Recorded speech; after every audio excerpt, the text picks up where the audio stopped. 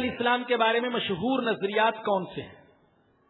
دیکھیے، حضرت عیسیٰ علیہ السلام کے بارے میں ایک نظریہ تو یہودیوں کا ہے.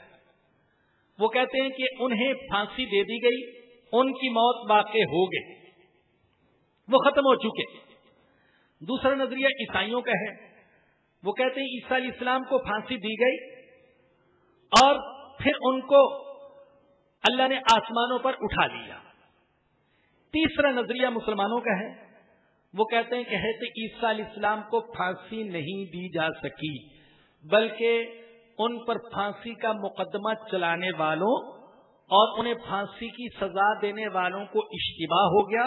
انہوں نے ان کے اشتباہ میں کسی اور کو پھانسی پر چڑھا دیا، مگر اپنے خیال میں سمجھا کہ ہم نے عیسیٰ کو پھانسی دے دی ہے. چنانچہ اللہ نے فرمایا وما قتلوه یقینا بل رفعه اللہ الیہ، نہیں قتل کر سکے بلکہ اللہ نے ان کو آسمانوں پر اٹھا لیا.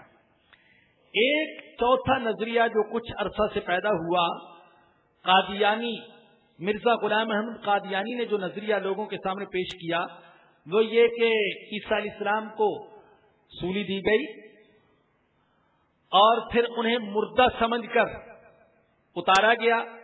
تھے زخمی، مرے نہیں تھے، لیکن سولی دینے والوں نے سمجھا کہ ان کی جان نکل چکی، زخمی حالت میں ان کو دفن کر دیا گیا، وہاں ان کا علاج کیا گیا اور وہ تندرست ہو کر پھر سری نگر چلے گئے.